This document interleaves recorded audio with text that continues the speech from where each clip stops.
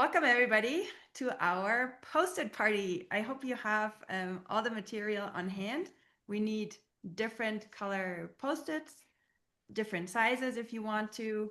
You can use like the really big ones or smaller ones, medium size. Anything works. We need white printer paper and a few different color markers.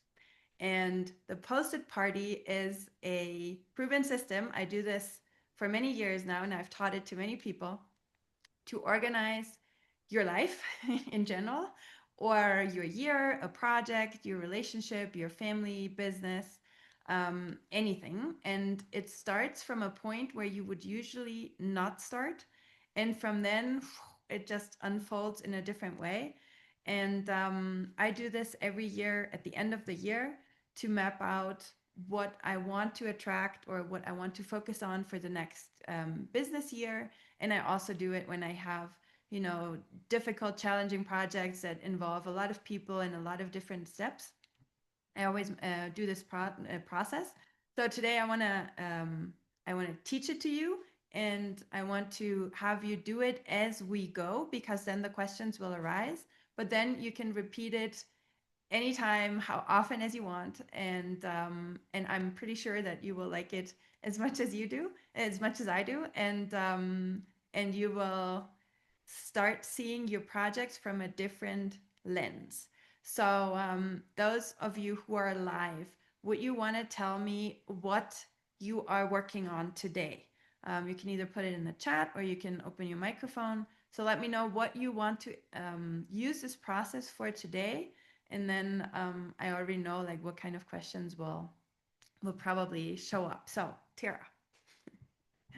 Yeah, excuse me. So I am definitely using today to help with business planning and working on my business project. As I know we've talked kind of before, but for everyone else for context, this is my last year in the military. So this time next year, like I will be in my private practice finally, in my forever home, horses in my backyard finally.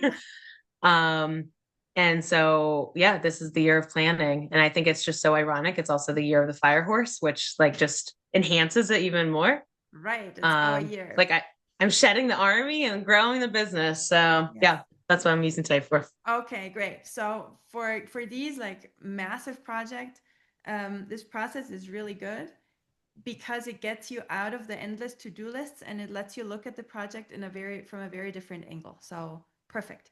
Hello, Raya. Raya has already done it with me in person, and we went really wild. We used, I don't know, like 2,000 post-its, I think, on many papers. So I'm glad you're here and you can help us with your experience.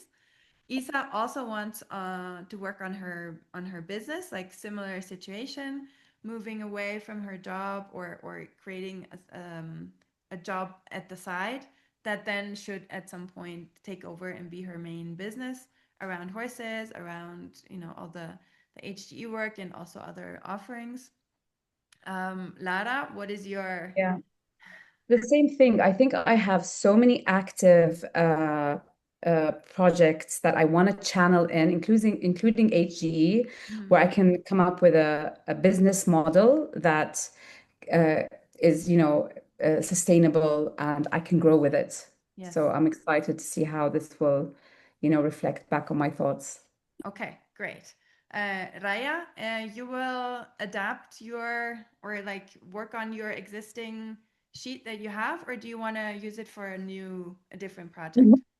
No, so I think where we're stuck right now is we tried to um I don't know how to do a new one now for like the action plan because like we kind of felt like the one that we did with you was the overall concept of everything, Yes. the small details, but now it's kind of getting into the more, so I don't know how to, yeah. I think you could use, like, you could start from scratch for this Okay. specific intention. Yep. Because as we start with that part, what do we actually want to achieve? Um, I think you can morph it there and it will probably have some overlapping parts, but I think it will also have some totally different ones. Exactly. So that's how I didn't know how to break it up. So I don't know. It might be different to what Lara and Tara and Isa are working on because maybe it's a little bit more like action. Yes. Yes. Like, right? So Yes. yeah, that could be cool for you guys for the second part. Right. Yeah, but still, I think still, even though now you think that the first part might not apply as much, I think it absolutely does. Oh, it does. And that's And where I we were have getting used stuck. it. We didn't know to expand it or not. So Yes. So yeah, let's start in the same process as we all. I have used it often when I'm overwhelmed by the sheer amount of things that I should be handling at the same time. So, for example, like the foundation and my regular work and travel and everything, and breaking it down to a different starting point has always been really helpful. So we'll see, and the different questions and the different projects are really helpful so that we can address different different questions. Okay, so get one piece of paper and decide for one marker color for your titles. And I'm going to talk a lot about these colors and making it pretty. And it's not just fluff, right?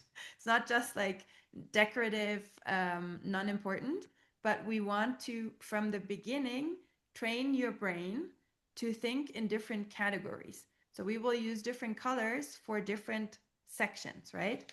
And the color that you use for the titles is like a guiding color. So don't use you can use your favorite color, but don't use like a screaming, I don't know, like pink or something, or bright yellow, but something blue or green or soothing or purple, or something that you like.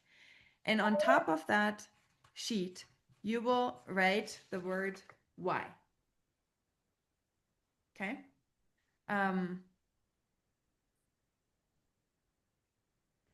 And we start with the why. Maybe you have heard that exact phrase, start with the why, from a guy called Simon Sinek. He has a very famous TED Talk, and he has written a book, and he has, he's showing up in all kinds of situations, places, scenarios. With his talk, start with the why.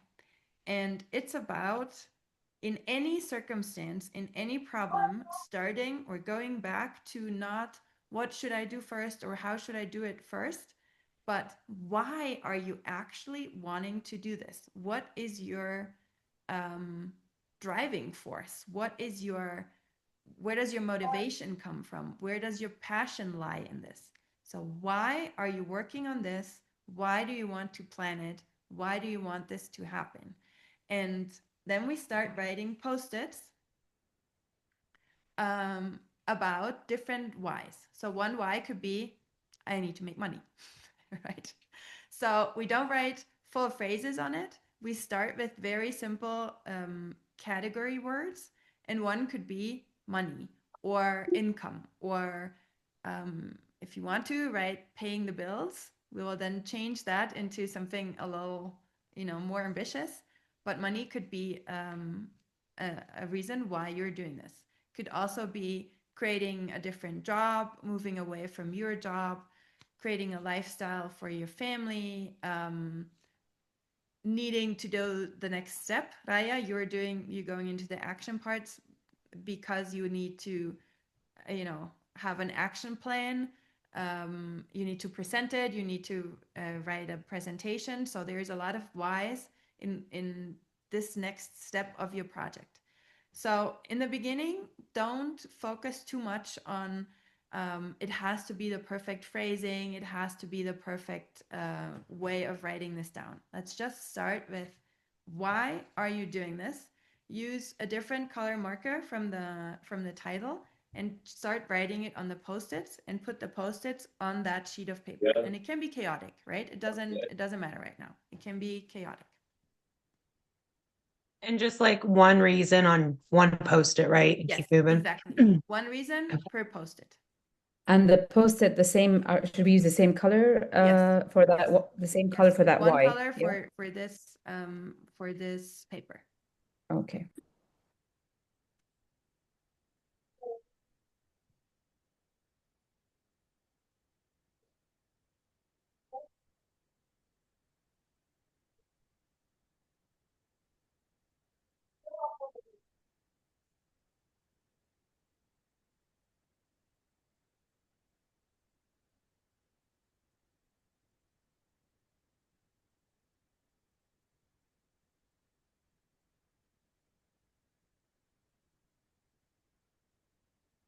And I think we can.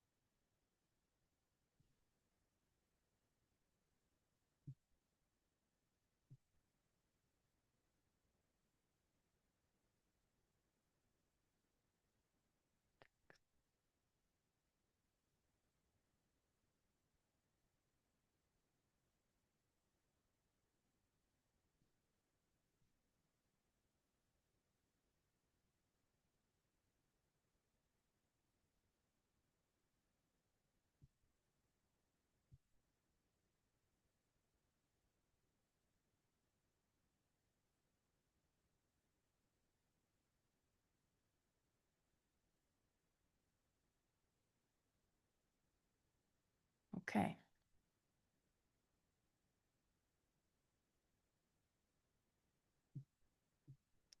So let's use like a business building project as an example, and we can use different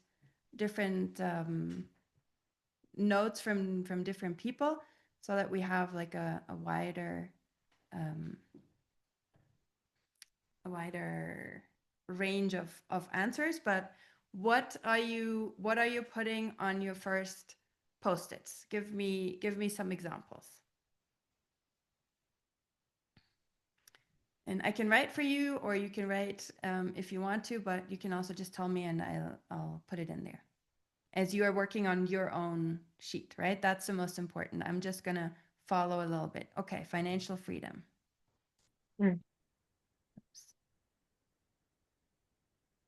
I have like dream and passion. I think they kind of go hand in hand. Okay. Be more specific. Like what exactly is your dream and passion in there?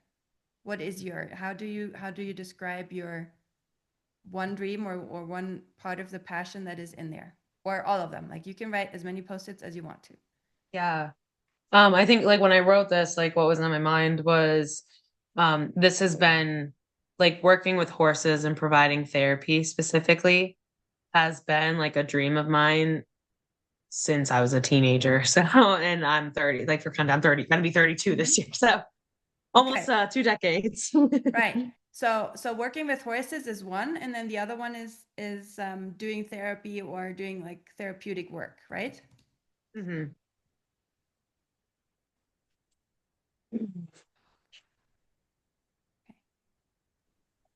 I wrote being able to have a lifestyle where I can raise kids. It's a good one. That's a really good one. Mm-hmm. Very good. Yes. I'm putting them in the chat if that's okay. Mm-hmm.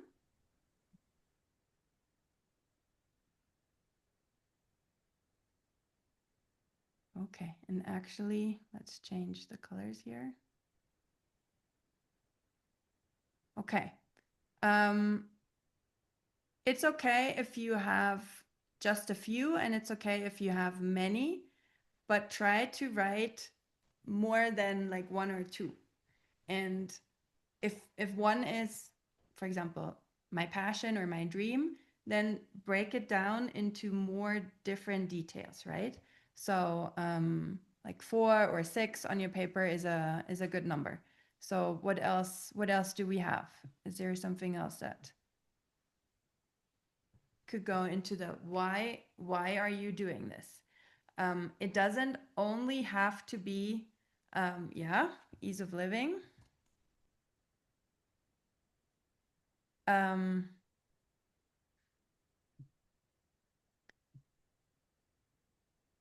allow yourself to write post-its that are not like in its first version ready to be shared on Instagram, right? So if there is a reason, I'm doing this because yeah, I'm tired of my job, or I'm bored, or you could also go into why are you doing this process here right now, because you don't know where to start, right? So it doesn't have to be only the next level higher calling ideas. It can also be something really practical, right? So yeah, clarity. And say get organized, like to set up for success. Yes. It's kind of another one. Yes, very good. Very good. Another one I also have is like to be my own boss, have my own schedule. Mm-hmm.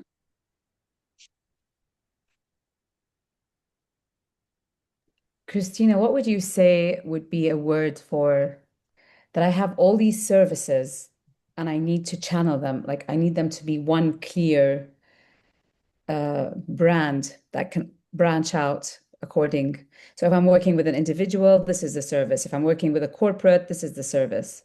If I'm working with an NGO, like I want to bring in everything I've been doing into one place. So you're more working on a brand.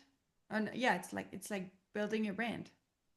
Yeah, And probably, that can yeah. have different services, and maybe not all of them will stay, but what is your main brand? Yes. Yeah, that's Yes. important. That's a really good one for all of you, because Mhm. therapeutic work is something that is important, but brand building is more important in the why than what the exact service is later. But we'll get there, right? So don't worry. Just put everything on the paper that you think is important in this stage. Okay. If you have written down your first ideas, let's move on. It doesn't have to be the final version, or better said, this is not the final version, right? So whenever you have in the process another idea of, oh, there's another reason why I'm doing this. For example, on my why right now, or this year, there is one about promote safety. And then I wrote underneath financial, physical, emotional. And that's, for example, one, that's the first time something like that shows up on my chart. I was never concerned about that, but this year I am.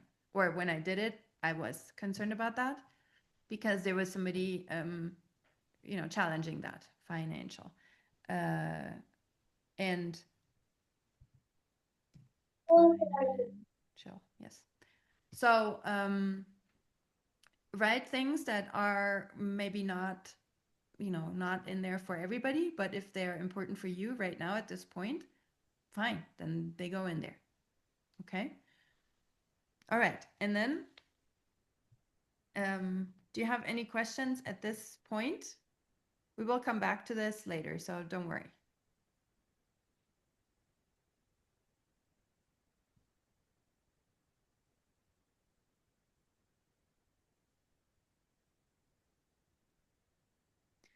Okay. How do your papers look? Do they look super organized? Do you look chaotic? Good. Yes. Very nice. Very nice. Okay. Great. Okay. So it's more of a brainstorm paper than something extremely organized, but we will get there, right? It's normal that you have maybe overlapping post-its, or that, not all of them are perfectly well written. That's fine. For this stage, that's fine. We're just like channeling ideas and going into the zone, into the mood right now. this paper of the why is going to be your main motivator, right? So this is when you look at it, this should be something that fuels you and that makes you feel good. Like, oh yes, at the end of this process, or at the end of, accomplishing what I want to accomplish, I will have financial freedom, I'll do therapeutic work, have ease of living, clarity, safety, be my own boss, be organized, have my brand, work with horses. Like, yeah. Yes. So on this paper, on the why, we only want things that actually fuel you, right? It's not an action list, it's a motivator list. And then if you look at this motivator list, the next step in your mind might be, oh my God. So if I want to build a brand and work with horses and raise kids and have ease of living, and then I'll be my own boss, and then sure, I'll have financial freedom somehow. Like, yeah, that'd be great. But how on earth can I do that? It's normal that you get a little discouraged when you look at your why, because you don't know how you're going to achieve that. So it's on one hand something motivational that fuels you, that pulls you forward because you want to achieve it, but at the same time it can be intimidating because you have no idea how to get there. And that's why we write the second paper for the who. So on the second paper, we will write with your same marker that you used on the title for the first one. We write who.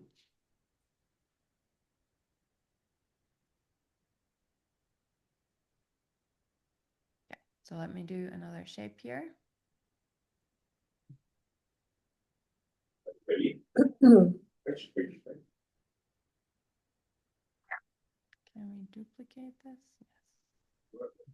Yes. No. So sorry, Christine, I just have a question. When you're coming to write the paper, like you're kind of focusing on like why we're doing, like when we talked about the why, it's why we're doing this post-it exercise, right? Yes, and why you're doing this project itself. Like, so you come in, what you want to work on is creating an action list for your new business, right? So you're Right. a few steps ahead. But what you need now is an action list. And why do you need that? Well, because you want to get organized, you need to plan the expenses, you need to hire the right people, Right. right? Okay, so I wrote those all down in my why. So that's right. Mm-hmm. Okay. Yes. So basically, why am I doing this for the center? Okay. Yes. Yes. Exactly. Okay. And now we're going to insert a step that is usually in project planning, kind of the last step. After having all the action steps and everything that you need to do, then you start thinking about who do I need to hire or who can help me with that. And we will put this in the beginning. So after thinking about the why am I actually doing this, and what is going to be motivating for me, now we're thinking about who is going to be part of it. And that can be either the clients who benefit from it, it can be somebody who's supporting you, who's helping you. It can be somebody who is part of it because they have to deal with your busy days, right? So it could be a husband who's in there, boyfriend, your kids, your friends, your copywriter, your photographer, your somebody you don't know yet. Like, I'll need an accountant, right? So write all of these ideas down. It can be specific names and it can be roles. Doesn't matter right now. If you have a role and a person for it, write it like that.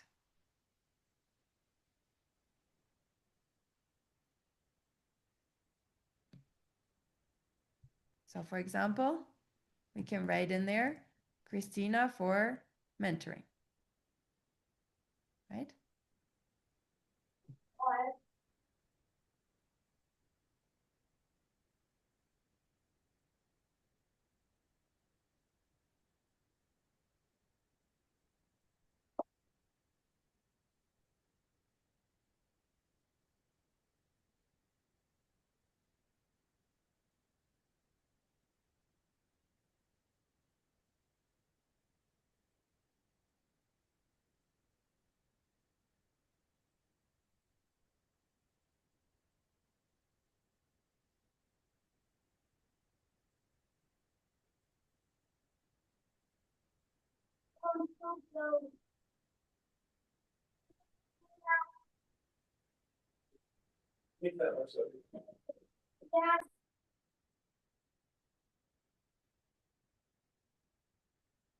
Don't limit yourself in by thinking in only one category. So not everybody who is on that paper is somebody that you need to hire and pay, right?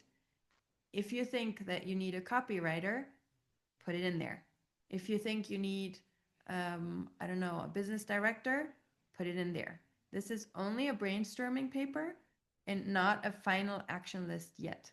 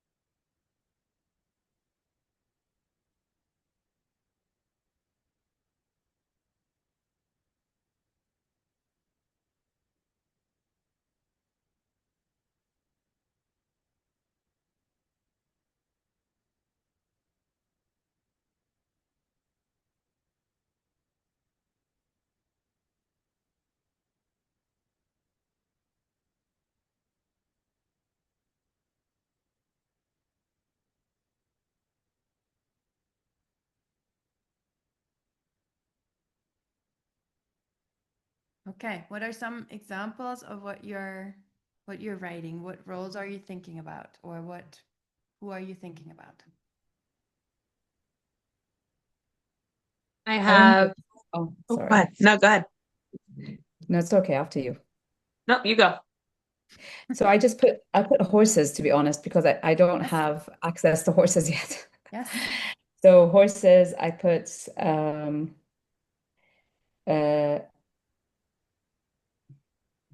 I put corporate clients on a global scale, like Yes. clients, individual and corporate.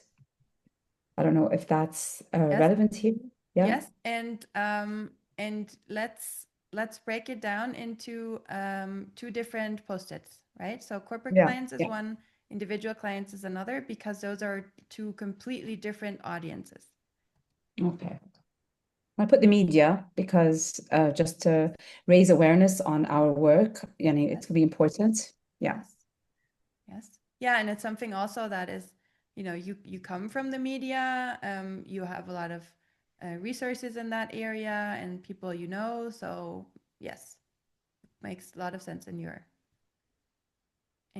world. What else do the others have? I have a couple. I mean, I had horses as well as individual clients, my family, like my husband, my kids. Okay. Should A we couple split that? people. Would you split that? Is that like husband and kids has Yeah, different? they're their own separate notes. Yep. Okay. Yeah, yeah, I have them on. Like these are all separate notes. Okay. So let's say partner, so that it applies to others as well, right? Partner, like husband, boyfriend, etc. Yeah. Kids. Yeah. And then I also have, again, these are a couple separate ones, like banks, for potential loans Yeah. and contractors. Depending on where, like which home we find and stuff, there are some structures that will likely need built. Yes. Very good. Mhm. Um, And then I also have on a separate note, like the VA and another separate one, doctor's offices, as far as for referrals and stuff and partnerships. yes. The VA is the Veteran Administration. Mm-hmm. Okay. I was thinking virtual assistant.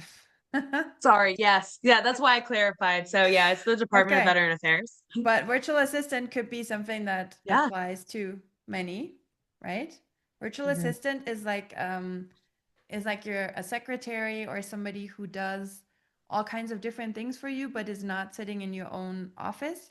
but is hired somewhere else. And there's a few platforms for that, for example, freelancer.com, or there's another, I forgot the name, where you can hire people in other countries even, where those services could be way less expensive, right? And you can see the pitches from professionals, and you can also look for somebody specific. For example, I have a person who helps me to write, or helped me last year, the years before. And I wanted somebody who was fluent in Spanish and English, could write emails and stuff and translate stuff, and had an affinity with horses or animals per se, and this like therapeutic work. And I found a girl in Venezuela that was just brilliant. Like, she was amazing. And she was so interested in the topic. She learned a lot about the heart math and everything, and wrote both communications in both languages, like effortlessly. Awesome. And finding somebody here for that was really difficult. So if you think about certain roles, always have the option in mind to do a virtual assistant that is not somewhere close. And of course, we have AI, but be careful with AI. Like, AI can do a lot of things, and then makes a lot of mess in other areas. So AI is lying without any hesitation. So be careful with that.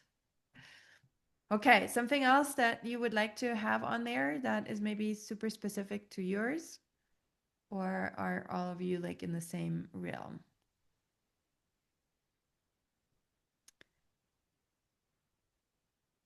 It's I do okay. have, Yeah, go ahead. I was gonna say I have social media, but now I see media is on there. Yeah. I have a couple specific friends and people in my life that I've already kind of collaborate with that Mm-hmm. plan to kind of help me out, and or I'll be hiring or contracting. Yes. But Okay. that's definitely an area, and this is something I'm like, even just a very specific question of part of business plan, trying to figure out like, I don't even know how to hire someone, Right. much less like, the payment of them, but also the business structure of like, how is it a LLC versus incorporated versus, and so who I need to be able to help create like my name. So I'm not sure what the title of that kind of a person is, Yes. and to be able to assist in knowing like what type of business or again, whether it's like I don't know how to like put it into words. Whether Yes. it's like, yes. You probably know Okay. what I'm trying to say. So there's two things in that. So one, you said, I already have a few people that I know, or that, are working in this area. So I could hire them, or I could ask them for advice. So now you can put a second layer on your posted. So let's say for social media, two people who already work in that. Take a smaller one if you have. If you don't, then use a big one, but smaller ones are easier. And write specific names on a smaller one, maybe in a different color, and put them on top of the role that you have put there. Yeah. So if you have certain people in mind who could be your accountant or your social media person or something, even if you're like, yeah, there's three, I have no idea. Well, we're not thinking about exact specific hiring questions. It's just ideas. And this will help us to get the flood of information and thinking in your head into a structure, and get your brain to think in categories. Right now, you don't have to think about everything. Right now, we're thinking about, who do I know who could support me? Right? Some people might have a lot of individual names. When you started thinking about the who, it could be like, oh yeah, like I want Susie and John and Julia and Frank and everybody to be part of it, and maybe you have more individual names on that. Then you can do it the other way around and think about, what kind of roles do you also need, and where could they fit in, right? And then the beauty of that posted process is that you can, let's say this is a name Post-it, you take it off, you switch it into a roll, you stick the roll on, and then you put the names on top of the roll, right? All this is modifiable, and we will use it and move the Post-its a lot. So organize this who part a little bit so that you have different roles and possible people if you can think of somebody. If you can't right now, it doesn't matter, right? If contractors is a blank space in your head, that's fine. If you know that you should ask your dad because he knows about contractors, then put that on it, right? Then put a smaller Post-it on top that says, or a bit underneath that says, ask this person or ask that person for support. In Raya's case, I told you that we used about 2,000 or 20,000 Post-its. We started in that process already using different papers. So we split the who part into two different papers. One was who do we serve, and the other one who is part of the business, because there was a lot of ideas in both directions. So we split it up, right? It was actually three, Christina. We had who is part of the business, and who can we ask for support, and who do we serve? Yes. So it was like who could be part of the actual business, and then who could be a general supporter or sponsor or mentor or something like that. So it really depends on what you're doing, and you don't have to do it right now. But whenever one sheet gets incredibly crowded, we can split it up and just make two different categories of it, right? Who is inside, who is outside? Who are we serving? Who are we working with? Who is supporting? Who is main team?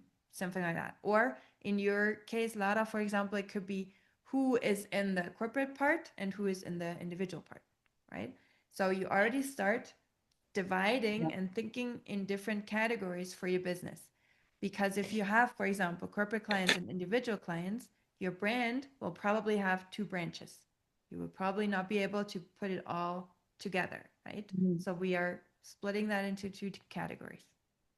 I also just wanted to add that while we were talking, I thought about the academic, like the schools and the academic side of things where research can happen. And I also thought of civil society where they can advocate for better rights for, and also mental health institutions. Those are the three things that came up while we were just talking now. Yes, very good. Yeah. With Raya, we went also in all these directions. Very good. Okay, so at this point, take a deep breath. Look at the papers in front of you. How do they look? How many Post-its did you stick on? Yeah. Yes, very good. There's a lot. Okay. Okay, yes. Okay. So take a deep breath and acknowledge that everything that you are putting on there in written letters is something that was floating around in your head, right? So if this looks now a little chaotic, at least you have put it out of your head, because all of these ideas are in there anyway. And the moment that you put them out there, your brain is like, ah, sigh. I don't have to remember it all the time now. It's somewhere, right? There is a record for it. None of this is final. So if you look at your who paper, let's say tomorrow or later today, and you're like, well, actually Susie works in social media, but I really don't like her. I really, it could be an option, but I really don't want to work with her. Then you delete it, right? And the fact or the act of like taking a paper, a Post-it, and then throwing it away, it's really nice for so many different areas of this, right? So no, this person is too complicated, out of there. No, this business area is actually not what fuels me, go away, right? And I think that the act of physically doing this, not only clicking on delete in a computer sheet, but actually doing it, does something to your brain. Like writing it down and taking it off and throwing it away is a process that actually teaches your brain, okay, I got it, right? I agree. We don't have to think about Susie anymore. It's only John now, right? Okay. Let's pause here for a moment and look at the names that you maybe have there or the areas that you have there and analyze, does this fit or not to your why? Your why is your Bible, right? The why is the most important sheet of all of them.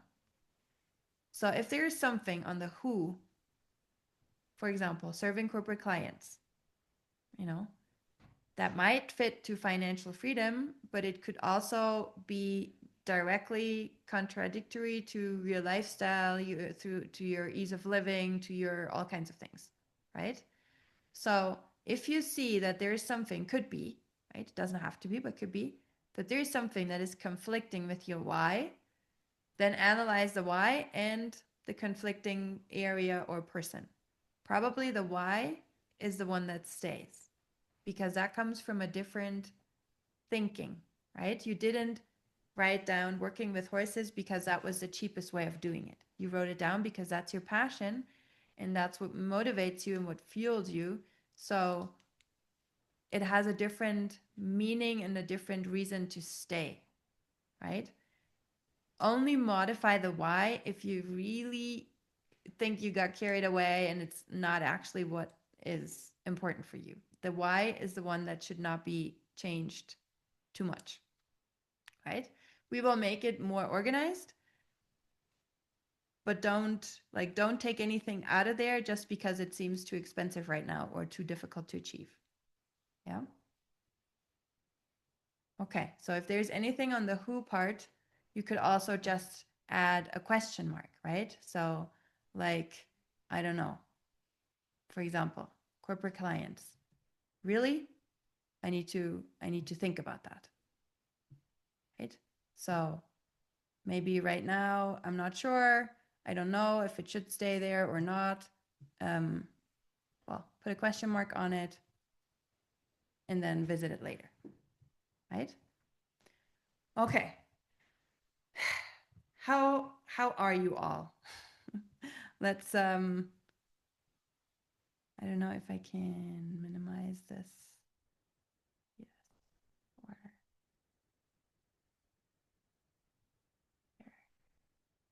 I don't know. I don't know. I wanted to get back to gallery view, but I don't know if then do I lose my whiteboard? I never use whiteboards. If I go back to, or if I close this, then it's probably gone, right? I don't know. Can you save it maybe? Yeah. I don't know where. I should have learned this before. Well, whatever. I'll just leave it there. So how are you all? How do you feel? Do you feel excited, motivated, already drained, headache, like, oh God, so hard? How do you feel? A combination of both of those, like excited, but also like, whew, this is a lot. Mm-hmm. Okay. Definitely But probably the same.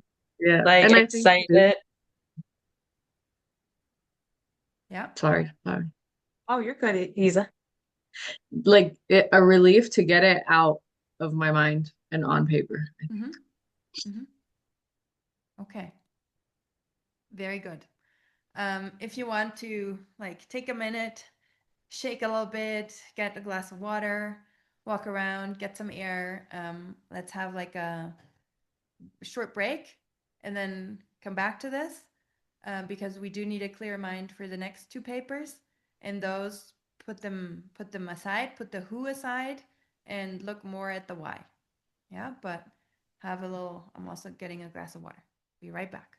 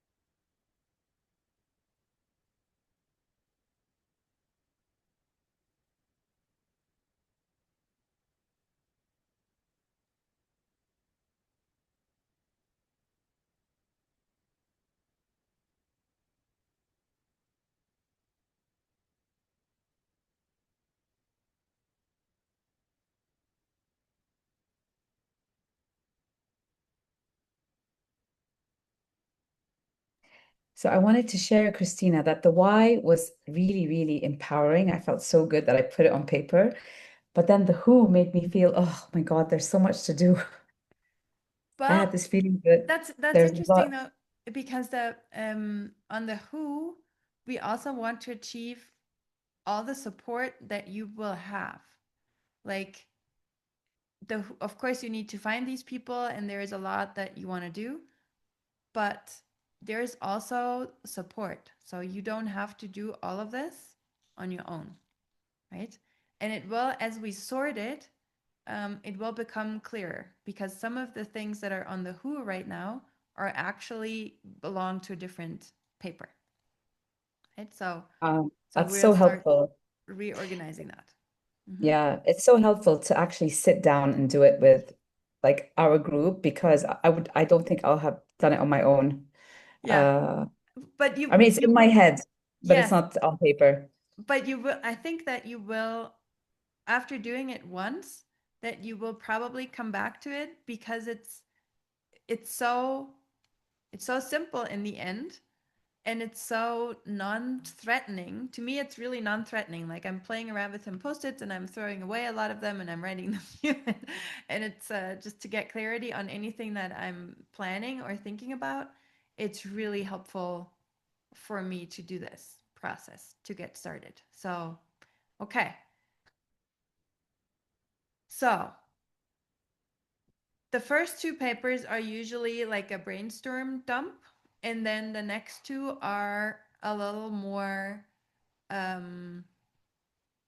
thinking into different categories, and that can mean that we are going to reorganize the first two, right? So from now on, we will analyze, are these post-its, are these stickers actually on the right sheet of paper? And the next category that we're writing is how. And how refers to, how am I going to achieve my why?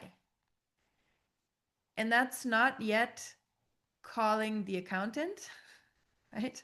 That is on the last paper, which is what? What exactly am I going to do? The how is more a global category. So how is business sections, how you're going to work, how you are planning this, how, not yet thinking into super specific steps, right? So you have a third paper that is called how.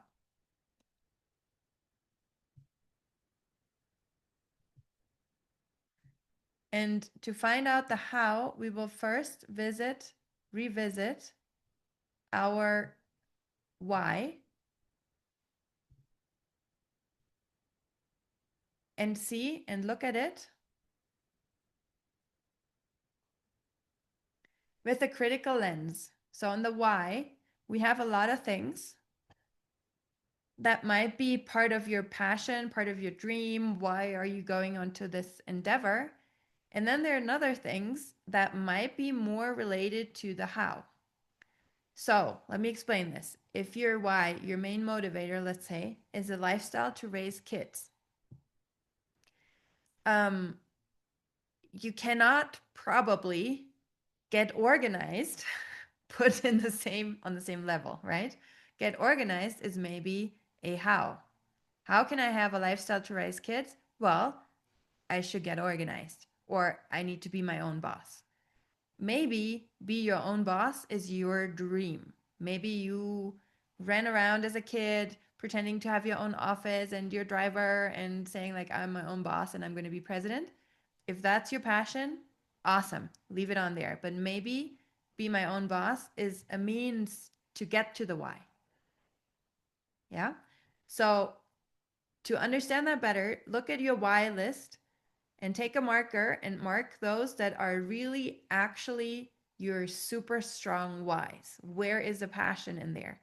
And draw a little heart on there, right? Where are your heart cards? What is your heart area in this?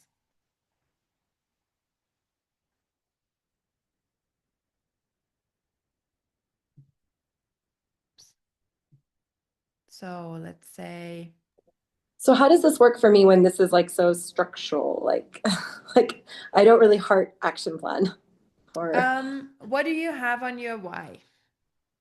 um so to get support, clarity, action plan, to spread the word, brand building, financial clarity, and to be organized. Which one of these are the most important ones? Like, Okay. yeah. So for Okay. example, brand building is Yeah. probably one that will pull you forward. Okay. Now I see what you mean. Mm.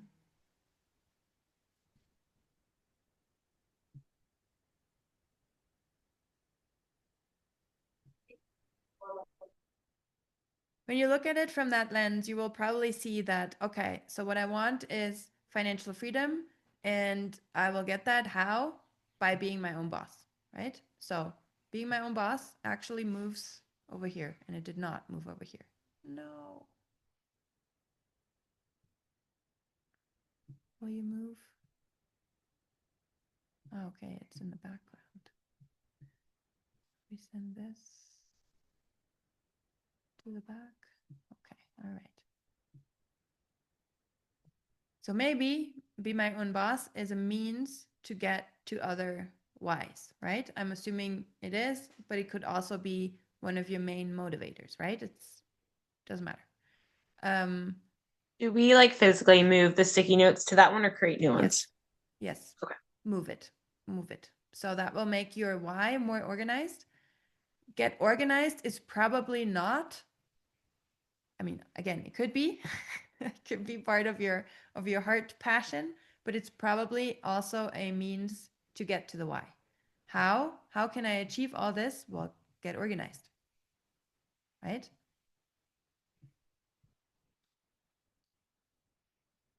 Let's say So, brand building is part of your, you want to have your own brand, you want to have your own name and your own thing. Let's say this is a big why for you.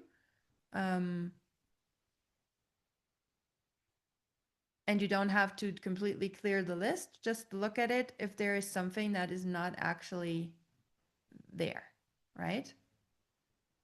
Okay, so now we have a clearer why. We want financial freedom, a specific lifestyle, clarity.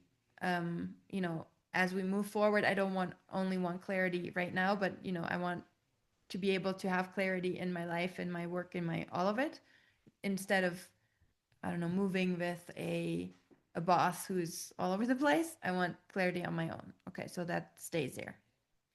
What else is getting me to achieve this? How am I going to do that? Therapeutic work could be your passion thing. And then you say, okay, so I'm doing therapeutic work for schools. Like I'm going to do school workshops, or I'm actually like, I want to write a book or a manual for schools. And then I'm also having individual clients. So again, on the who part, you might move away from some categories and put them on the how. What am I doing? I'm working with individual clients. That's one of the areas how I can get to my why. Christina, I put the brand building at the in the how, because for me to have financial freedom, I need to build my brand and collect all these. And also I put finish my certification. Yes. Yes. So I can use it. That's a very good one. Yes. Good one, because it's yeah, it's like competency building. Finish.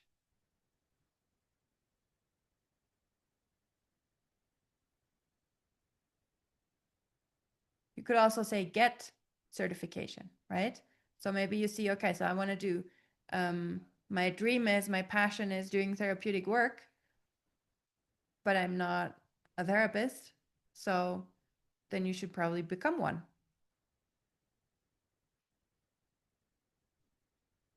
Or lifestyle to raise kids.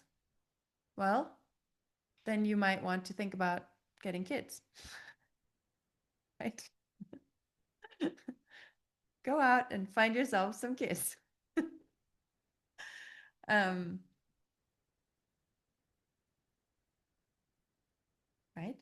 Or it could translate into how, well, part of this, because you don't only do this, or it's not only working for business projects, you can also use it for like life projects. So if your dream is to have a lifestyle where you can raise kids in the countryside and, you know, in the way that you're dreaming about, then maybe you need to work on your current marriage or partnership.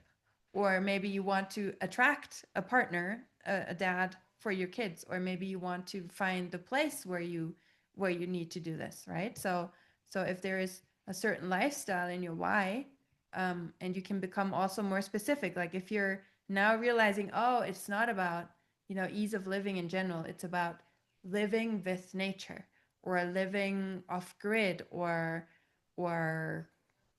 I don't know, whatever it is, right?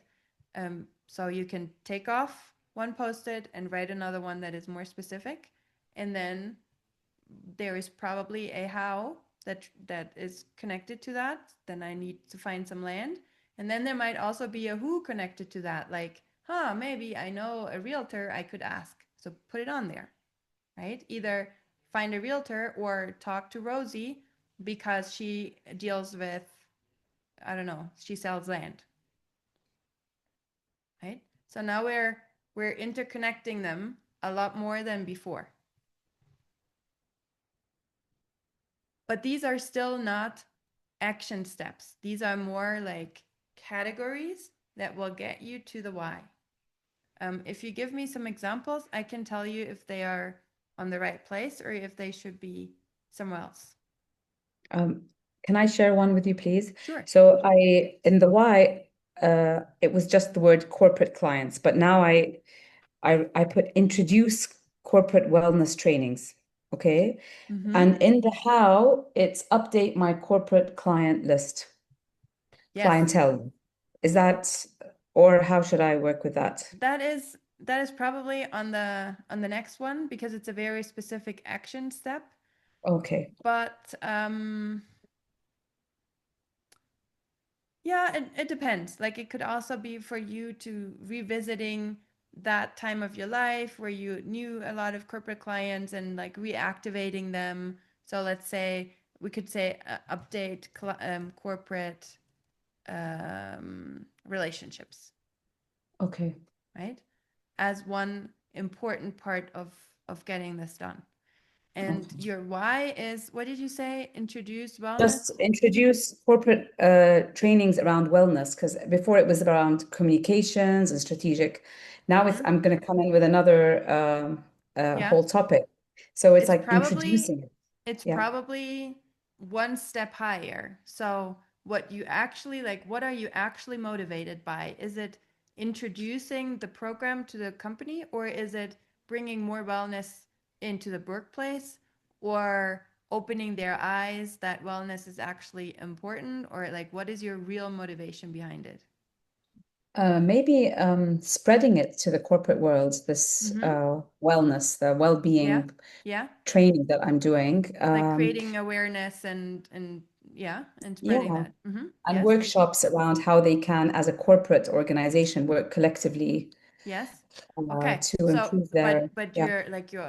your underlying motivation is then making the workplace better, right? Like making it more Yes. wellness oriented.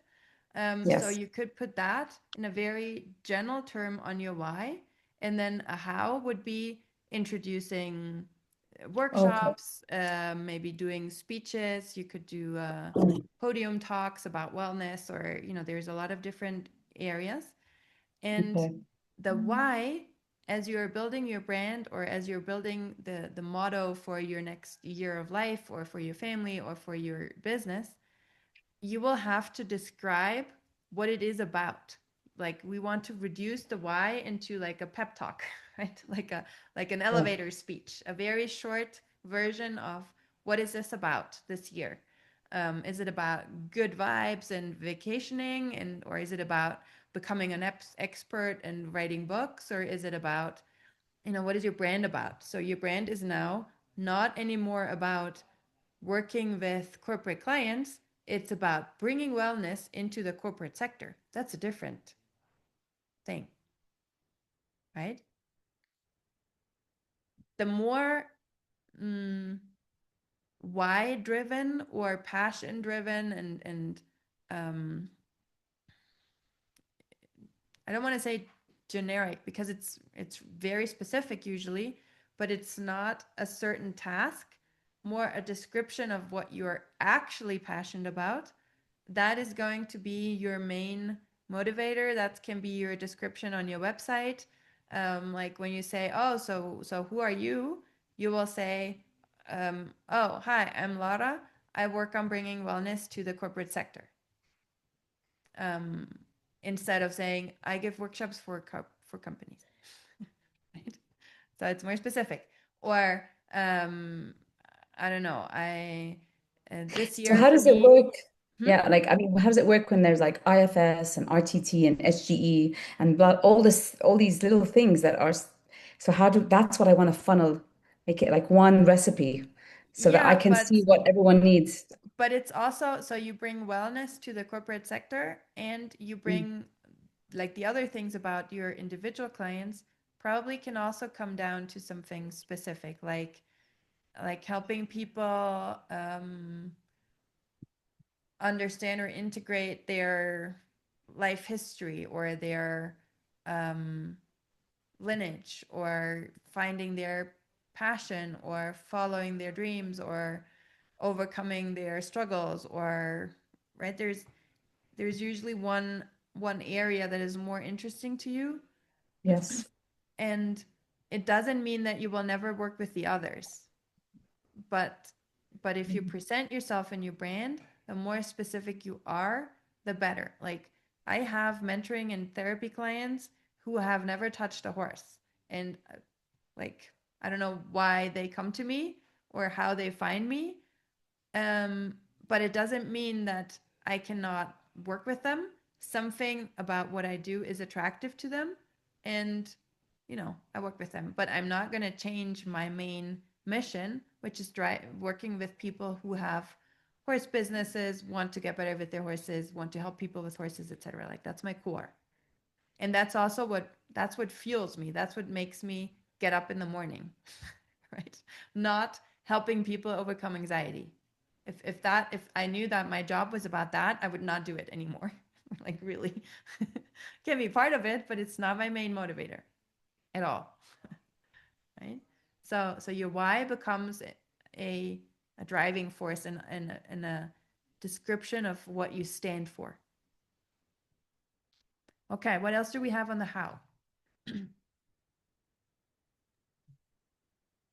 So one that I kind of had moved that was on my why was to provide sanctuary. Like, and I know that's really general and vague, but narrowed that down to like more of a how. I ended up moving over to how because some of my key whys that I put hearts on was um like wanting my work to mean something and have purpose, and like that coincides with like helping to heal others, specifically with trauma. Yeah. And so moving the how to like providing a sanctuary, like the place that the business I create, you know, is that. And kind of that another one that I moved from my why to my how was make this my lifestyle, not just a job. Uh-huh. Nice. Nice. Yes. Because it was my why of like I want like all this general stuff to just be a lifestyle, not like a job that I'm going to, like it not separate from my life. Yeah.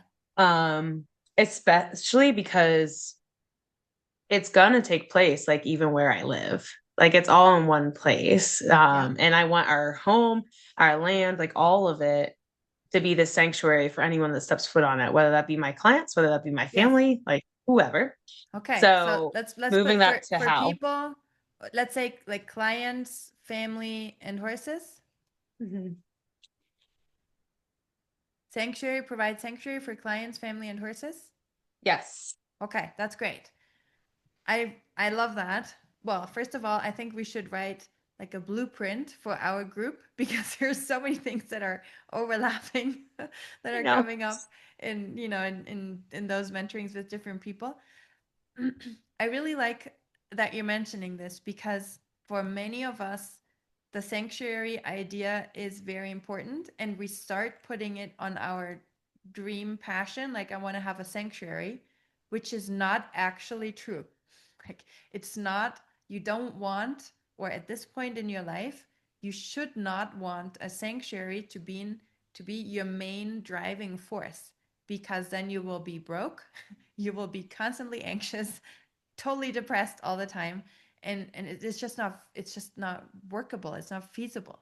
So when you put that on the, well, having a sanctuary is part of my strategy building and part of the way how I deliver the services through a sanctuary, well, then all of a sudden it makes sense, and you don't have sleepless nights anymore because you have your horses or your place for a certain reason. It's not that the reason is the sanctuary. That's Right. super delicate, because yeah, or That makes let's say sense. it changes the entire structure. If your main reason is a sanctuary, then you have to think about donations and fundraising versus attending clients, right? So very good. I really like that. That's a great example. What else do we have of new ones or moved ones? Another one that I moved that we already talked about from my who to how is the continued education and certification piece Yes. for me.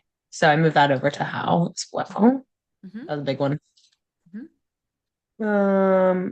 One that I added to how kind of as its own additional sticky note, kind of over the well, I guess that's a who that I moved over to how. It's my clients.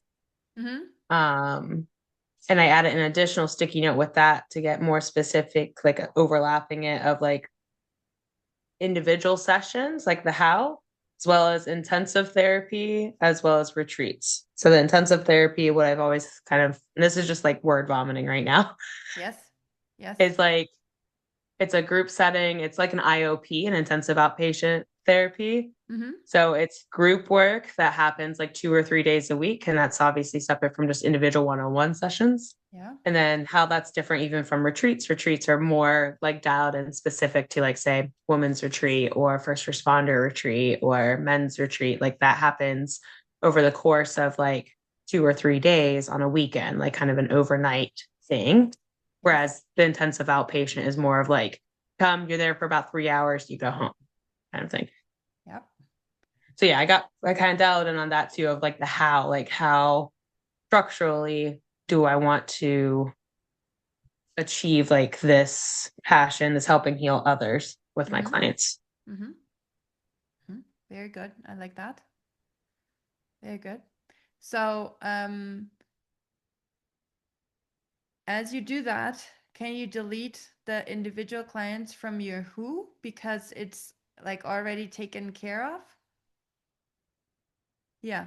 So we would like move that over here. Oops. Yeah, that's one sticky note I moved from who to how. Right. Okay. So we have like a section of, different things. And then you could say, okay, and in all of this, I have never thought about corporate clients because I don't want to work with them. So go away. Right?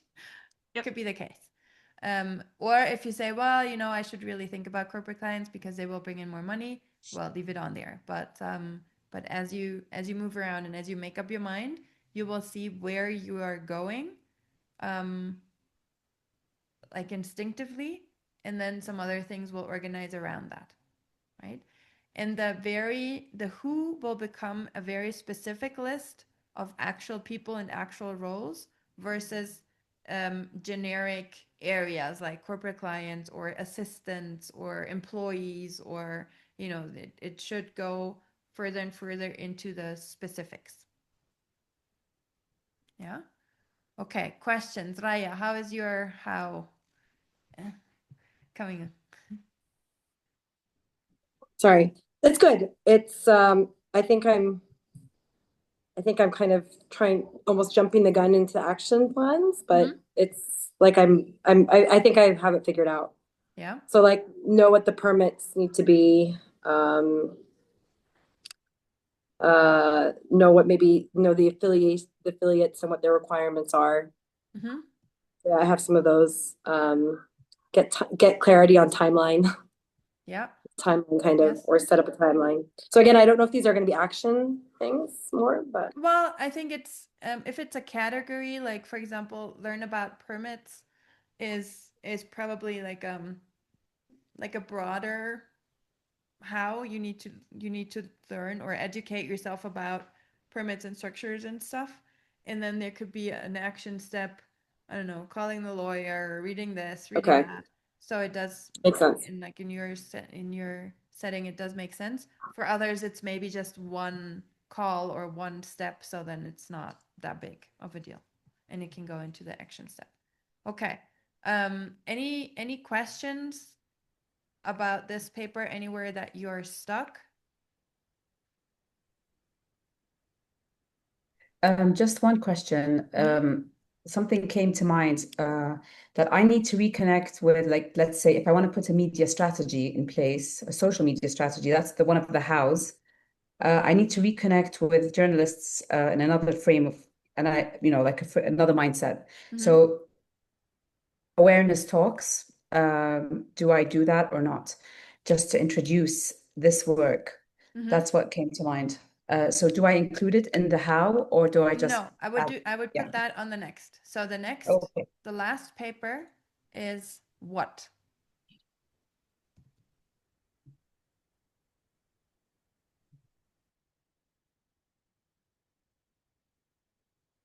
Oh no.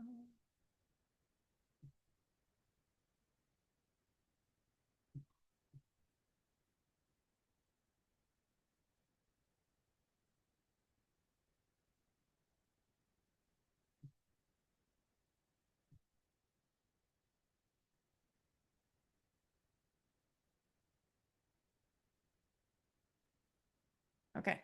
What is now about specific action steps, something that is almost like one thing that is either, its own category or one action step. If it's a big category, like, so I don't know, to update corporate, or where do we don't have the media on here. In your case, Lara,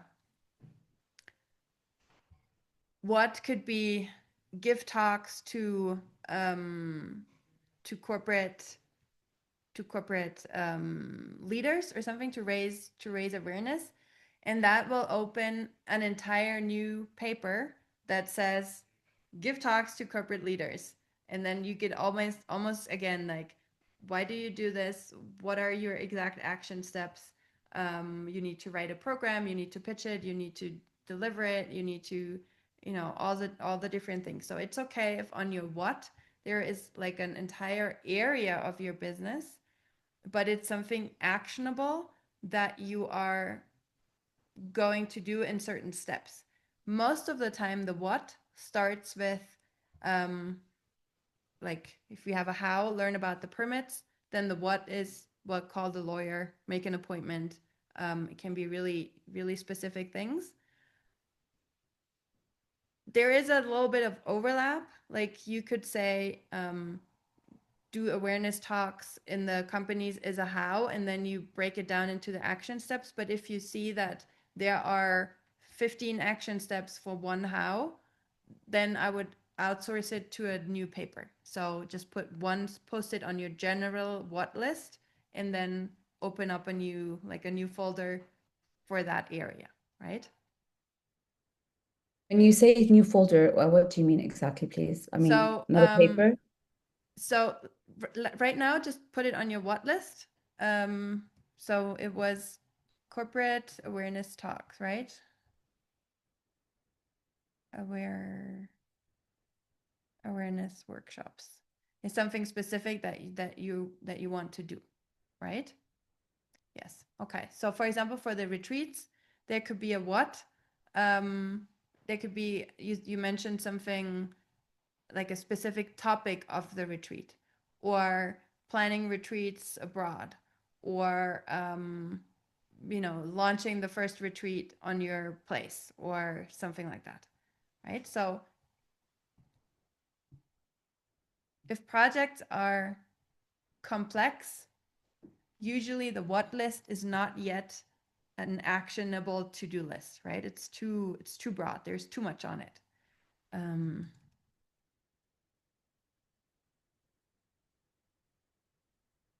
For example.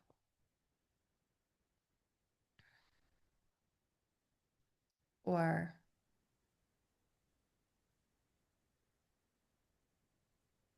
Christina, this is like really simple, but if on my how it's to finish the HG or get certified, then like what um set a fixed day each week to dedicate time to that. yeah. Mhm. Or deliver documentations by February 30th. Okay. No, 30th. That's not a date. 28th. Okay.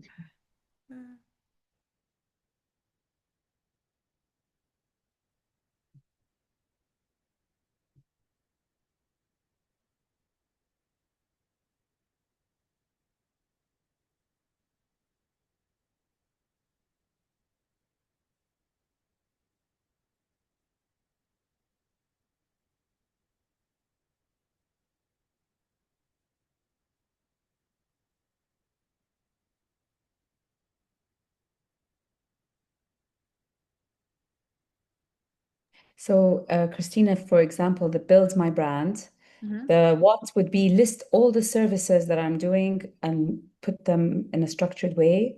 The what. So Yeah, if could be decide on brand services.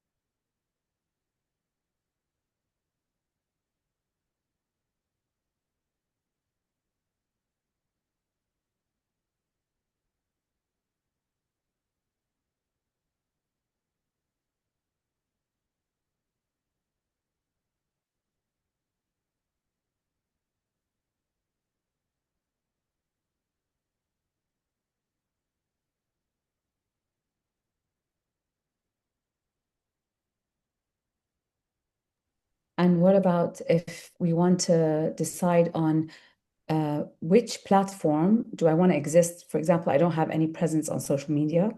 So do I decide on which platform, media platform I want to commit to, like, because it takes time to produce content. How would that be? Yeah, that could be two. Or Part of the brand strategy or brand or media strategy? yeah, you could either have just a brand strategy on there, but I think these are it is different sections. So it's decide on the channels or platforms, Yeah. and then there is another one that could be produce content, for example.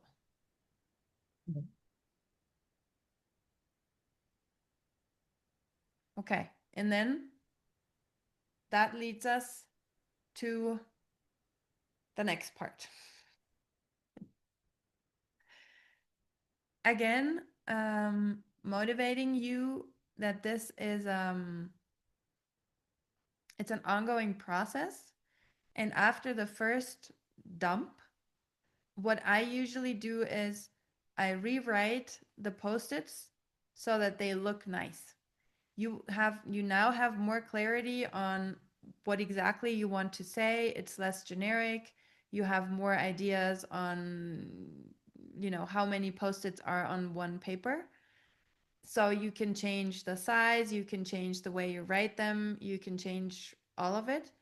But I recommend that you now start to order them, right? So that could mean either something as simple as, I unstick all of them and I put them in a different way on my paper so that they are more in line and less chaotic, right? Or it could be some of them can be unified, some of them can leave, some of them, right, go on different papers. But the next step is, and we're not going to do this because that takes a while, and you need to be like really in the mood for that. So let's keep it as is for the moment. But organize your papers. I love the way how that played out with Raya, because we had like this frenzy, this like post-it craze, that ended in, yeah, like honestly hundreds of post-its sticking on I don't know, 10 20 sheets of paper, a lot, really a lot, on the kitchen table, and extremely chaotic. And then the next day when I came, she had gotten herself a huge board. And can you show it to us? Do you have it there?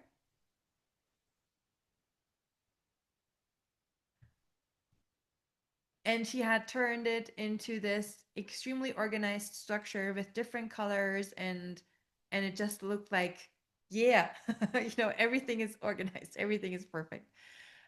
So think about a way how you can turn these into a different system depending on how much do you have on there. I usually, yeah. Oh, and it looks completely different than how it looked. No, this isn't the one. Sorry, I was muted. So I don't have the one right now with me that we worked on, Yeah. but this is, I don't know how to unblur me. I don't know how to unblur this. Sorry, but this is the action plan part that we started to do. Yeah. So we were moving them around, but yeah. Cool. Yes.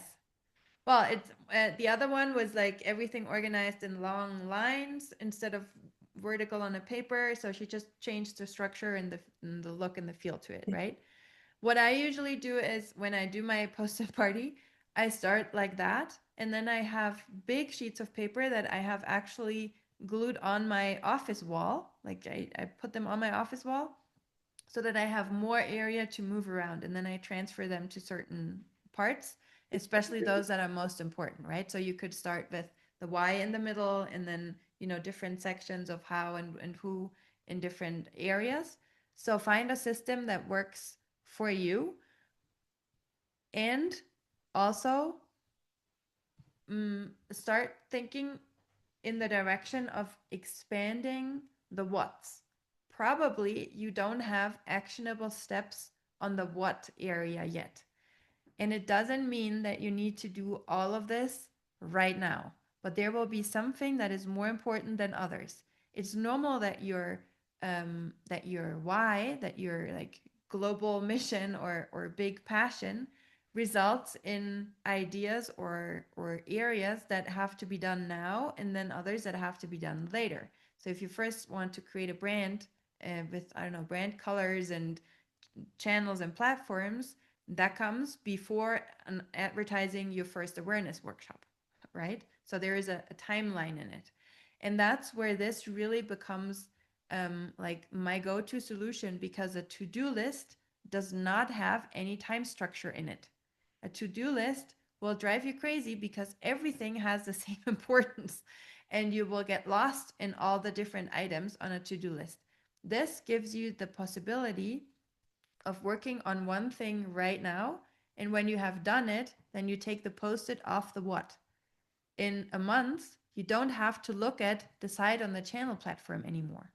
And you also don't have to cross it, because that looks then chaotic and ugly on your list. You just take it off. It's done. Goodbye, right? And the active taking it off and throwing it away is really rewarding, because it shows you in that moment that things get done here, right? I'm advancing. And maybe I add new ones to my what paper, but others have gone.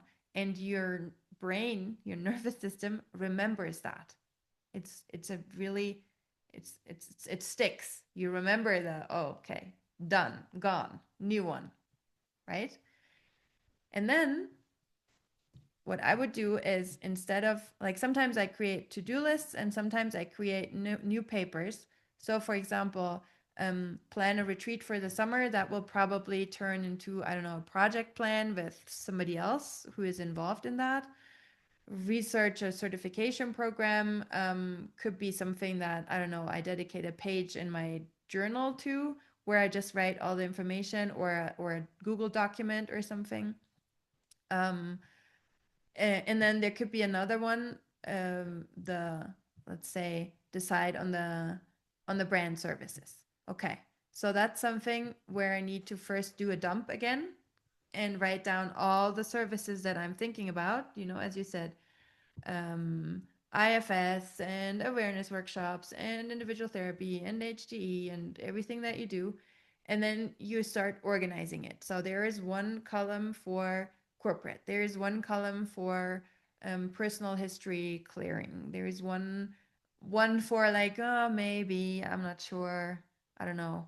Or then you could give it symbols about, let's say, where's the money makers and where's the interesting ones, because probably there is stuff that is nice to have and others that are like must do because that's where the money comes from, which is then a different process, right? Yeah. Christina, I just was looking through our papers that we did with you, and we actually have a sheet on cons and pros, which I think when we started to have like all these doubts, and so Christina had us write them down, like random stuff too, and then we talked about it, and then when it was done, we ripped it off. We were like, okay, not a con anymore. Yeah. And we also had, like you said, we had side hustles and we had specifics as well. So that helped. The side hustles helped to kind of, okay, this isn't the main project, this is something on the side, which really helped. Yeah.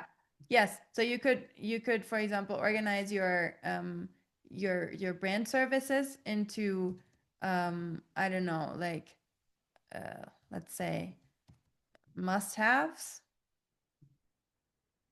and maybes, for any reason, right? Because you think you don't like it as much, or there is no market for it, or it didn't bring in money or anything, and then you start organizing those. For me, like, it may sound complicated to get into these organization categories in the beginning, but you will really get an eye for that and see how it's so much easier to make a decision when you have the visual in front of you, right? When we talk about things, so like, yeah, I do this and this and this and that one is better and the other not, and you imagine that you're telling that to somebody, you have lost them after the first 3 items you have named, because they can't even remember what you said first, right? So you write it down, and you write it down in either a mind map area or on Post-its. And what I like about the Post-its is that you can move them easily and you don't damage the overall aesthetics of your paper. You can remove them, you can change them, you can throw them away, you can add new ones, and that gives it a really dynamic way of working, right? You could do the same by just writing it on a paper, or doing it like here on a virtual whiteboard, or on a real whiteboard. A real whiteboard is actually a good brainstorming tool as well, and then you condense it onto the Post-its. But I really recommend to write it by hand and have something tangible, because everything on the computer is so like, yeah, I don't know, like, yeah. And you write more things on it, and it has a different feel to it. The beauty about these Post-it things is that it's super tangible, and yes, there's a lot, and then there's less, and now it's structured and it looks nice, and before it was chaotic.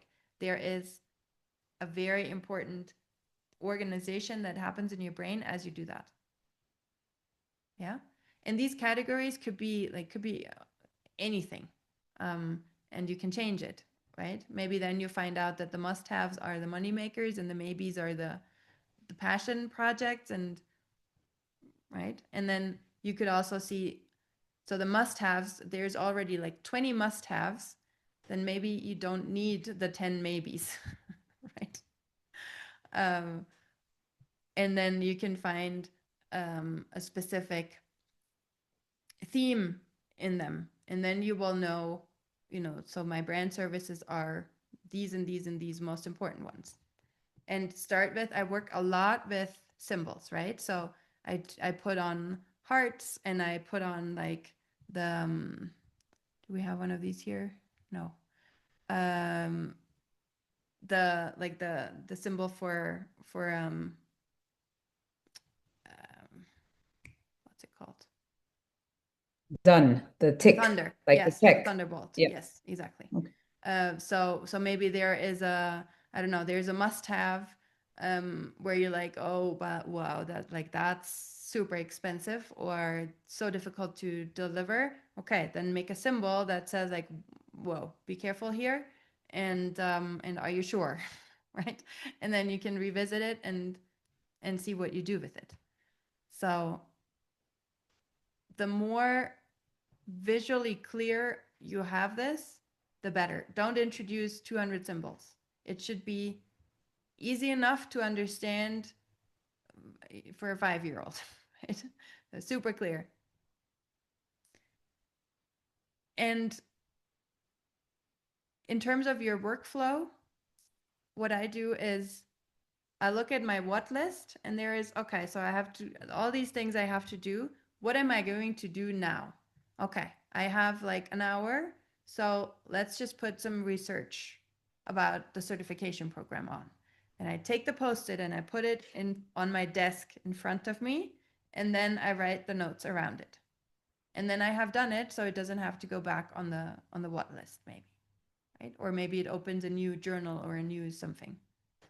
But use these as visual cues and work with them.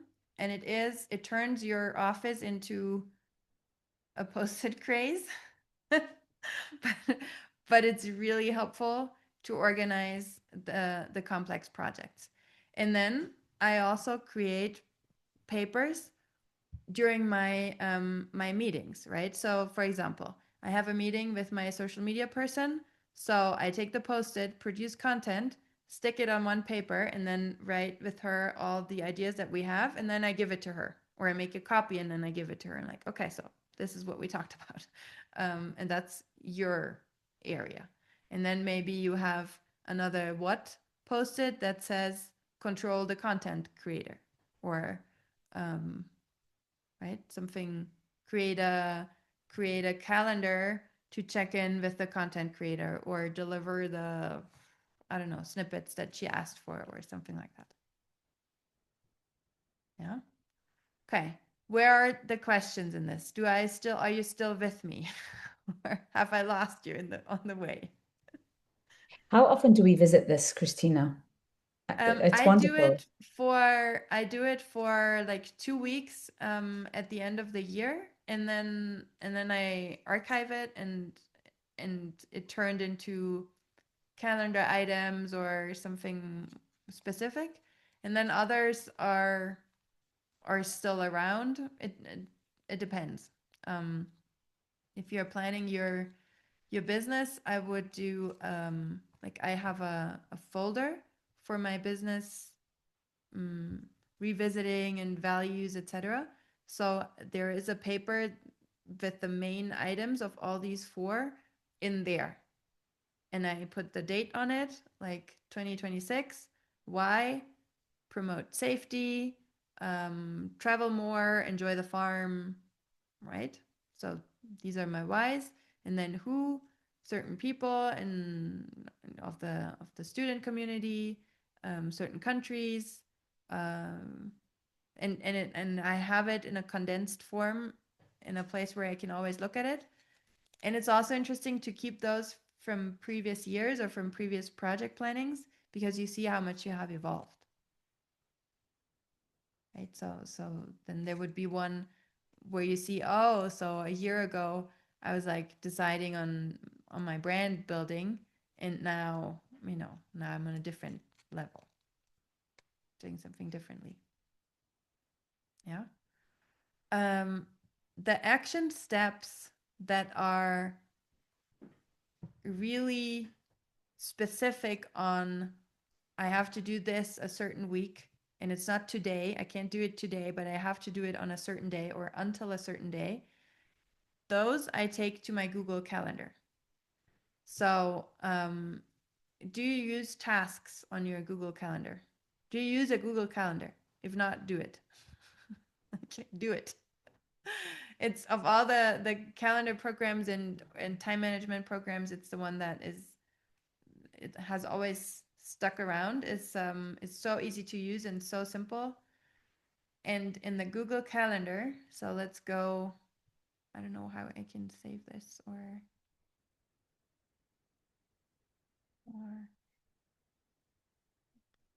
save. No. I want to show you something else.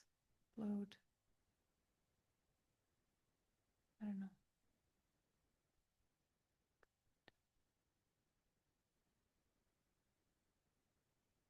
Send, sign in. I don't know. There's a button that says more and export. How to save it? You went to more. It worked. I don't know. I'll go to the, maybe not. Let me go to my,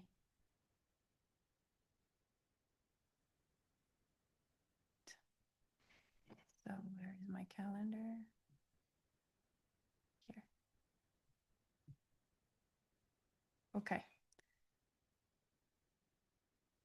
So on my calendar, I have my, the appointments in there, and then I have tasks. And the tasks you can use on the right side of your calendar. And I put in tasks that are either specific to have, we need to do them. For example, Isa, deliver documentation number 1, let's say. And that is due on, you will do the session on Sunday, so you will have to deliver the documentation on Monday, right? Done. And then what that does is it puts it on that day. So on that Monday, where is it? Monday, February. Where is it? Wrong. Monday, February. Yes. Why is it not showing up here? Are we here? February 23rd. Here. Deliver documentation number 1.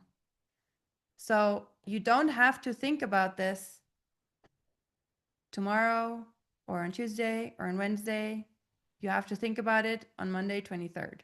Then it shows up in your calendar like, oh yeah, I have to write this, so let's write it. And then once you have written it, then it's done. And that is a very easy way to either do, like I have things here, pay my electricity bill. And that is a recurring task every 25th of the month, because otherwise I will forget it.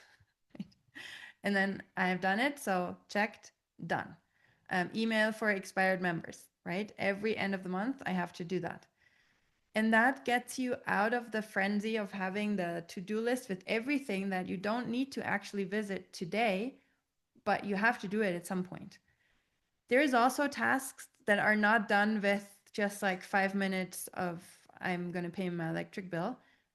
For example, deworm the horses, right? I need about 2 hours for that. So I put it in as a as a task that I have to actually do in person, right? I have to go there and I have to dedicate 2 hours to do that. And I have different colors for different things. So, workshops or sessions with the horses, sessions on Zoom, things where I have to like get myself up and do something or buy supplies or something. So the Google Calendar turns into your best time management assistant, not separate from your post-its and your planning, but as a direct consequence. So if you have something that is an action step and you know when you should do it or when you are going to do it, put it in your calendar, either as a blocking. So for example, your documentation, maybe it's not a just send it, maybe it's a 2-hour block, write the documentation, right? And then when you have done that, then you can take the post-it off because it's already taken care of. You don't have to remind that you remind yourself that you need to deliver those. It's well, now I'm going to actually do it, and I know when and I know how. So away from the big list and into the specific action steps. Yeah. And that really eliminates to-do lists. And that's a good thing because they do not work. A to-do list does two things. First of all, it's completely overwhelming because there is no structure in it. And you will go through it and you're like, oh no, this not, this not, this not. Yeah, maybe, okay, I'll do something. I do not know one single person on earth who puts the most important task on top and then starts there. Right? Nobody does that. And it's impossible because the to-do list that you have, unless you rewrite it all the time, you cannot add something, oh, this is actually more important than the others, so I add it on top. It doesn't work that way. So put it into your time management right away and plan it on, all the things that I'm thinking about on the bigger sheets. And I will actually, like, sometimes I get up at night or I want to go out of the house and I'm like, oh my God, I need to do my content planning. So I write a post-it, I put it on the paper, and then I go. Right? Because otherwise I will just think about it for the next 2 hours and it will distract me from everything else that I'm doing. But if I write it down and I put the paper on my desk or somewhere and then I know where to deliver it, it really helps me to stay on task and still not forget everything that comes to my mind during a regular day. And you're probably, I mean, you have big plans, you're planning businesses, you work in different sectors, you're creative, so you probably have ideas in the most uncomfortable moments, right? So then writing a post-it that cannot get lost is really a good strategy to get it out of your head and into a place where it's not getting lost easily. Before I had a planner in my handbag and another planner on my desk and another planner in my phone and another and then you don't even know where you have written it down. Right? So it's like not working. Yeah. Okay. Questions. Let's wrap it up. And then I mean you will use a process, you will continue from here on, you will have more questions, let me know. But do we have something that is not yet feeling right or easy or understood at this point?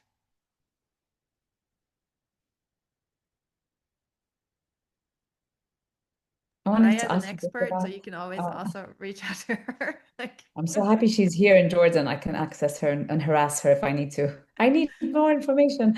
I wanted to ask you about time management in terms of the calendar. mhm. I love how you said that you can just put it in one place. Do you have a strategy for like how in the morning you spend the time to update your calendar? Because like you said, we're all over the place sometimes. The phone, the email, the different calendars, the Microsoft, the Gmail. So is Yeah. there any kind of process that you follow that has worked for you with after all these trials and errors? Yeah, I had for a pretty long time, I wrote it in my calendar to do a planning session on a Sunday afternoon for the next coming week to see, where do I have um, scheduled sessions, where do I want to block sections because I don't want to be available all the time, or, where can I do what? And for me, it worked to do that just like the last afternoon before the week started. Other people do it another week in advance, but here things happen quickly, so a week in advance is not working for me.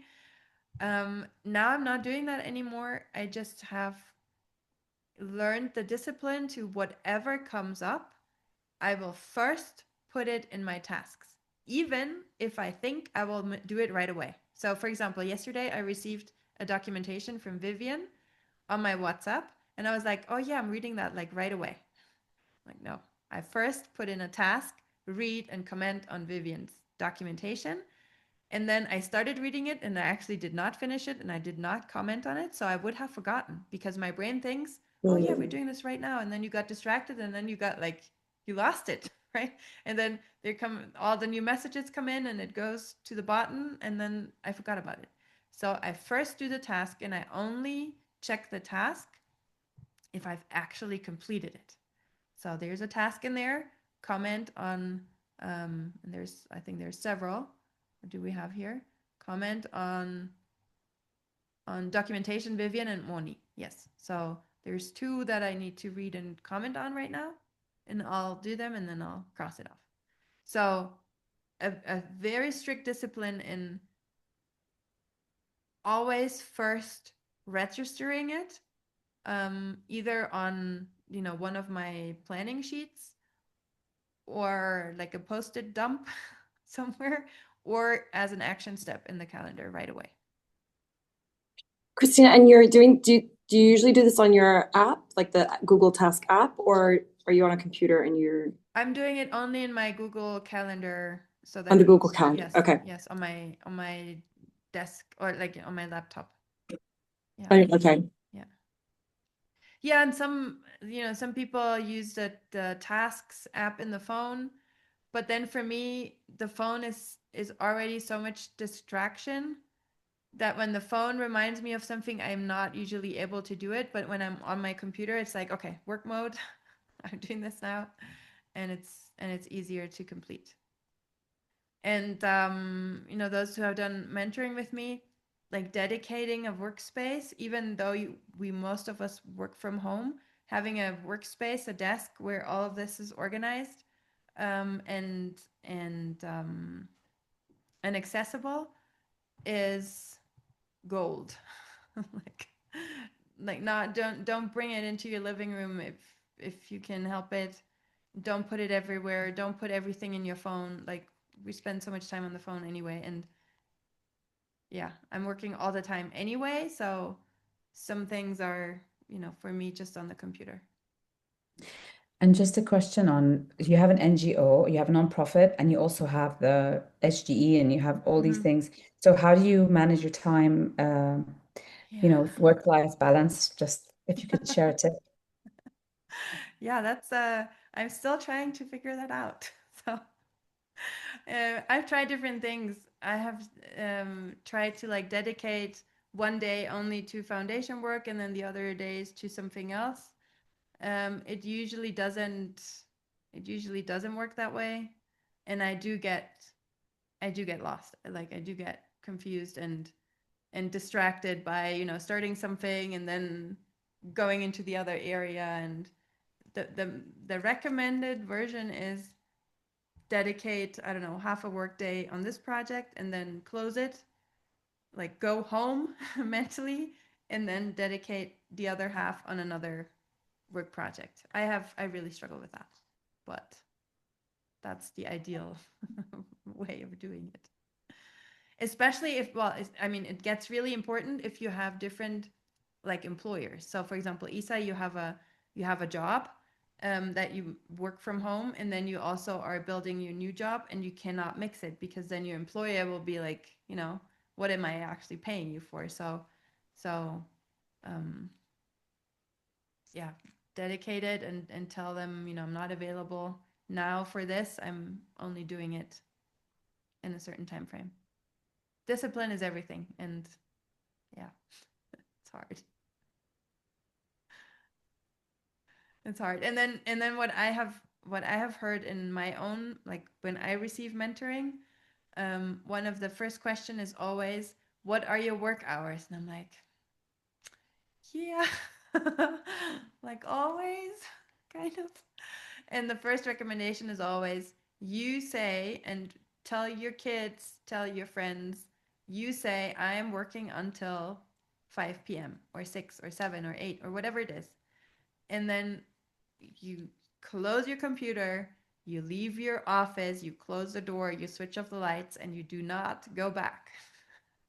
Because if you would have an office, you would also not go back. And we all have the right, like even a doctor who works in the emergency room saving lives will go home at some point.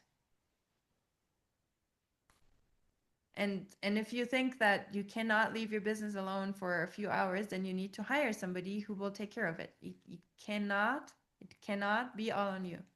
And so for me, for example, I have students all over world. So when I wake up, there is already an entire business day that has passed in Jordan, for example. So when I wake up and the first thing I do is reviewing my messages, I'm not like slowly tuning in as the day unfolds in Ecuador. I see people or messages that have been sent 5 hours ago by somebody who is on the other side of the world. And then I get into okay, so I need to answer this right away because they're already waiting for it for 5 hours. And then I start my day in the most stressful way. So I try not to do this. I don't open my messages until I get to the office. And I'm like, okay, so now we open the messages and I'm going to answer it one by one and get into it one by one and do my task, because otherwise I'm like laying in bed instead of saying hi, good morning to my family. I'm like, oh my God, they're waiting for this and this and that. So you need to find a way that works for you. And if you work from home with your phone, that is also your personal tool. Be super disciplined to do certain things only on your desk. It will cut you, like it will bite you in the ass if you don't do that. It's really important. Thank you for sharing all that. So helpful. Yeah, and don't be frustrated if you're not there yet. Like I think it's the hardest thing of all the being an entrepreneur and doing your own business. It's the hardest thing to say no. Right? So it's so funny when people say like, oh, that's so cool, you have your own business, so you don't have a boss, so you can work only when you want to. I'm like, yeah, sure. I think we work like 10 times more than any employee.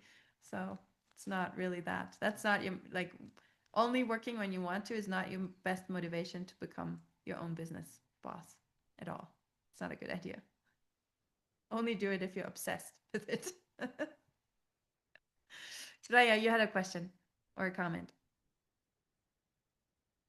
I think you opened the microphone and then you closed it. So No, I just realized my microphone was on and there's like a lot of noise. So no, this is it helped. I think it also, for me personally, it helped to have like Vivian with me or you with me. So like, if any of you want to talk it out, I think here's me also throwing myself with more stuff to do. But if anyone wants me to kind of be an ear to listen to, I'm here.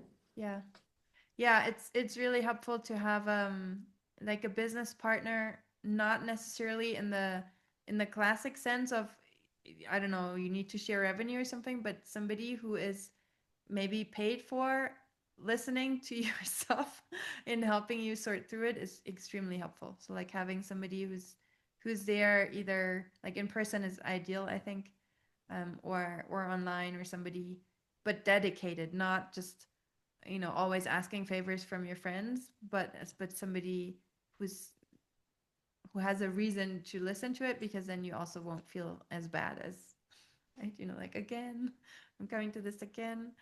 And if you feel like your partner is not enough into it, I have to unfortunately take that fantasy away from you, because they really don't have to, like, and they should not. It's not their job to listen to all your business planning stuff. It will ruin your relationship because you won't talk about anything else. And then you're actually working all the time, like even in your bedroom. So it's not good. Don't do that. Okay. Well, thank you so much. I'd love to schedule, if we can, Christine, I'd love to schedule definitely like some sort of mentoring call. Yeah. And even if that does include you too, Raya, about laying like, because like I mentioned during our last mentorship, I've been using ChatGPT to help bounce ideas off. Yeah. And to help and you're brainstorm. Brilliant. Yeah. Now which is obviously like it's useful, but not entirely. Right. And I'll give it to you straightforward, no fluff. Yeah. Oh, although no, Christina, I thought about you because it was fighting with me the other day. It was like, whoa, Raya, we need to slow things down because I need to be super clear that we're not crossing boundaries. I was really offended. I was like upset about it because it was bad. Yeah. I love that. Yeah, Yeah. yeah, it's yeah.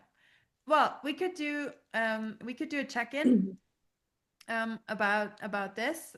We could also do like we can address this in our regular mentoring sessions, or reach out and we could have a like a group mentoring, or I'm open to anything. So yes, don't keep it to yourself. Reach out in the group or directly to me or to the others, so that you get your things done. And don't be frustrated. It takes a while, but you will get there. You will get there. Yeah. And ask the hive knowledge, the hive wisdom of the group, because many others have been there as well. So ask. Okay. Well, thank you so much for joining. Have a nice Sunday afternoon, evening, and we'll see each other in our other calls and groups. Thank you so much. Thank you. Thank Thank you so you. much. Bye, Brilliant. guys. Thank you. Bye. Bye. Bye. Bye.